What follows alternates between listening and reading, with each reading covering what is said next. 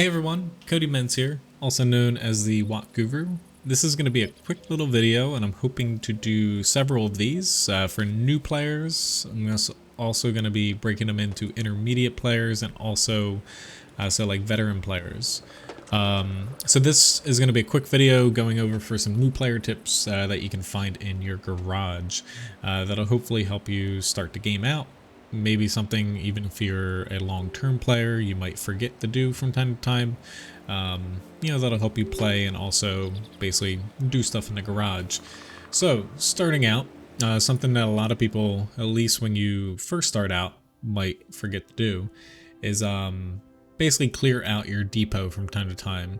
So make sure going into your depot, so you have the all button here. However, so going into equipment occasionally, so if you're someone like myself, I don't use many camo nets, and really anything that gets in here now, I don't have any tanks to put them on that I would like to. So you can go in here from time to time and sell some things.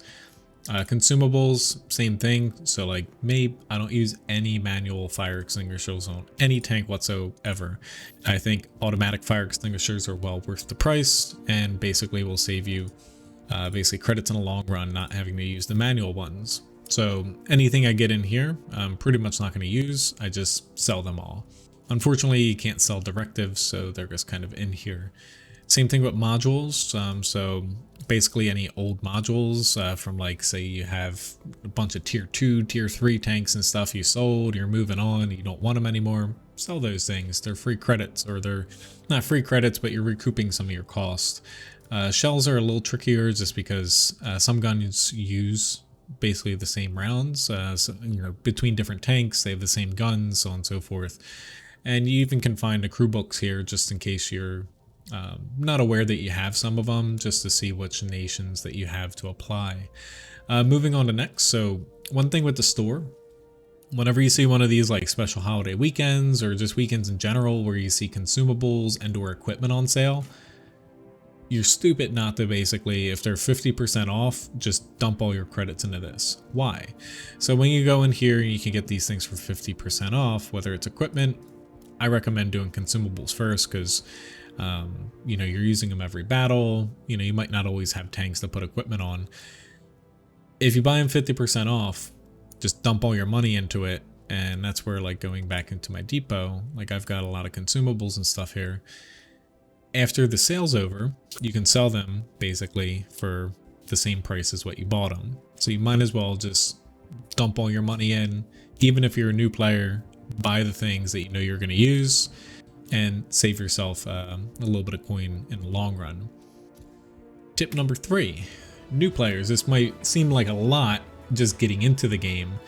Find yourself a social clan. You can find them on, so whether you're on the NA server, EU server, etc., the official discords for World of Tanks, usually there's a clan section, forums, Reddit, so on and so forth. I even have a clan here that's a social clan for the NA server.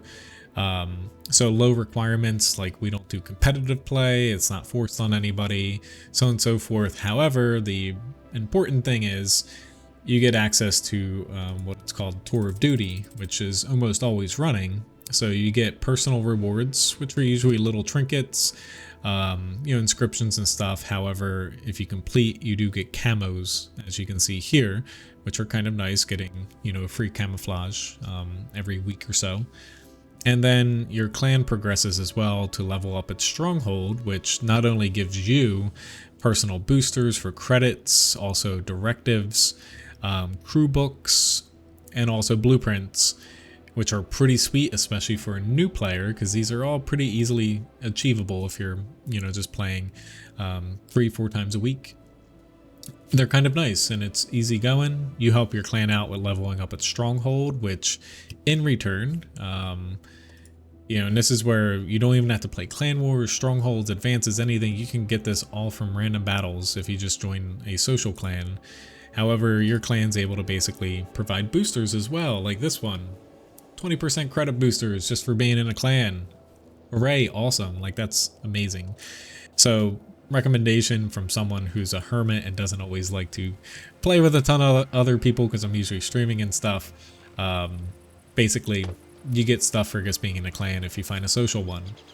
So moving on, another little tip. So exterior, custom style. Now hit your in depot button. I've already cleared out a lot of these, so I don't have anything. However, paint, practically useless. It doesn't add anything to your tank camouflage wise. Sell all that shit.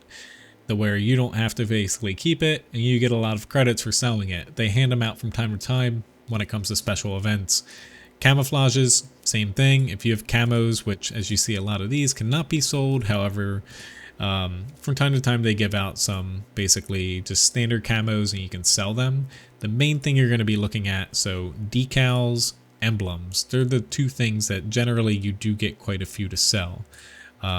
So for example, you still can't sell all these extra like special ones that they give out on events. However, most recently, which I kept these for this video, Easter, had passed, and look at this. I've got 9 of these things. 270,000 credits, just literally for getting these Easter symbols that Wargaming NA did. Looks like I got 270,000 more credits because I'm not putting them on a tank. Don't forget to, do it for winter and desert as well, because sometimes camouflages, they're unique to the system or the season. After time, you play a lot. Honestly, I swap out for all the stuff that I can't sell. And especially when it comes to preset styles, like I've got too many to put on my tanks here. Basically, I put those on the tanks. I take off just the standard camos and I sell them because I don't need them anymore. So moving on. So this is basically getting into settings real fast, last but not least. Trying to keep these videos short and sweet as well. Specifically for settings here. So this is something to where you can change your settings. Some people like min-max and stuff, just pure competitive. Most important things, keep your draw distance up because it basically renders things further. Even if you turn everything else down, try to keep that on max. Otherwise, terrain quality, keep this as high as possible because it'll provide you the most accurate rendering of the terrain, especially like shooting a hill and stuff, or if it's on low, it's more basically like a polygon and it doesn't line up at 100% as it should. And last but not least, leave grass and sniper mode off. Some people honestly turn it all the way down and stuff. I kind of like nice graphics, but at least turn grass and sniper mode off. That's actually pretty important. So getting into controls, this is for basically double barrel tanks. However, most players change the fire a salvo button to the middle mouse button. Basically your scroll wheel, pushing that down, because whatever the default one was, it was like a key or something really funky where you had to hold your left mouse button and there was like a delay. Better to reassign that. In addition, so this is just personal preference, but I find it pretty useful. So arcade, your third person view, keep that a little higher than normal. And then once you're in sniper view, turn that a little bit down and keep that basically a little lower for your more pinpoint accurate shots. And then these two, you can set, whatever you want. So aiming circle, that's basically personal preference. However, for marker, auto aim indicator, pointless, but for the most part, toggle all this stuff. The more info, the better, if you ask me. Like I set up my team a little bit differently here, and for destroyed tanks, I don't have too much on it unless I hold down Alt. However, for enemy team, especially if you're newer, it's better to know what tank, what tier, basically as much info as possible.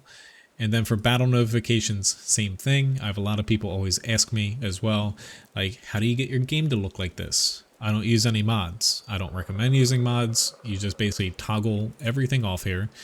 More info the better for you. Gives you more info to basically make decisions off of and basically be a better player. And, some of this is like personal preference. However, toggle everything off. It's basically good info. Anyway, hope you enjoyed this video.